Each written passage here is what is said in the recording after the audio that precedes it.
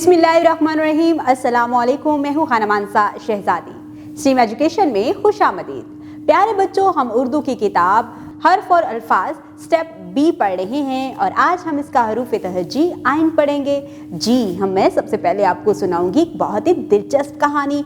आपने उस कहानी को गौर से सुनना है और इसके साथ ही साथ मैं आपको दिखाऊंगी बहुत ही प्यारी प्यारी तस्वीरें। आपने उन तस्वीरों के नाम बूझने हैं। जी सोच के बताना है कि उन तस्वीरों के नाम क्या हैं।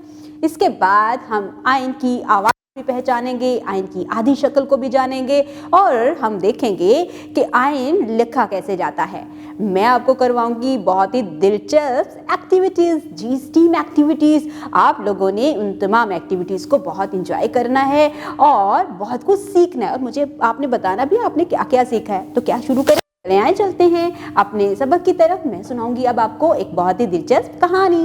अमारा की नज़र बहुत कमज़ोर है, वो ऐनक पहनती है। एक दिन वो बाजार जा रही थी कि एक इमारत से एक औरत निकली। उसने इमारत के करीब एक अकाब भी देखा। वो अकाब देखकर हैरान रह गई। थोड़ी ही देर में असर की आसान हो गए।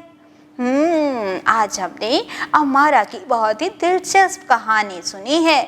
अब मैं आपके सामने कुछ नए अल्फाज बोलती हूँ। जी वही अल्फाज जो कि हमारी इस किताब के सफ़े पर सुर्ख रंग में लिखे हुए हैं। मैं इन तमाम अल्फाज को जल्दी जल्दी बोलती हूँ। आपने इनको गौर से सुनना है और सुन के मुझे बताना है कि आपको इनकी इब्तदाई आवाज़ क्या सुनाई दे रही है। अमारा, ऐनक, अमारत, औरत, अमारत, औकाब, औकाब, असर। जी यहाँ पर हमें इब्तदाई आवाज़ सुनाई दे रही है आ। अमारा, आ ऐनक, आ अमारत, आ औरत, आ अमारत, आ औकाब, आ औकाब, आ असर। Very good. अब हम देखते हैं कुछ नई तस्वीरें। यहाँ पर ये बताओ ये कौन है? ये तो वही औकाब है जिसे अमारा देखकर हैरान रह गई थी। ये है औकाब। और ये क्या है? ये है अमारा की ऐनक। वेरी गुड, ये है ऐनक। और ये क्या है? जब भी हम जुमे की नमाज के लिए तैयार होते हैं तो हम क्या इस्तेमाल करते हैं? अतर। ये है अतर। अतर। ये क्या है? हाँ ये तो वही बहुत बड़ी अमारत है जो अमारा ने देखी थी। ये है अमारत। और ये कौन है? वही औरत जो कि अमारत से निकल रही थी। ये है औरत। औरत। अब मैं इन तमाम तस्वीरों के नामों को तेज़ी से बोलती हूँ। आपने इनके नामों को गौर से सुनना है और इसकी इब्तदाई आवाज़ को गौर से सुन के मुझे बताना है कि आपको क्या आवाज़ सुनाई दे रही है। औकाब, ऐनक, अमारत, अतर, औरत। जी यहाँ पर हमें इसकी इब्तदाई आवाज़ सुनाई दे रही है आ। औकाब, आ ऐनक, आ औरत, आ इतर, आ अमारत। Very good. यहाँ पर हमने आ की आवाज़ से शुरू होने वाले बहुत से नए अल्फाज पढ़े हैं। अब मुझे ये बताओ ये क्या है? जी ये है आइन। Very good.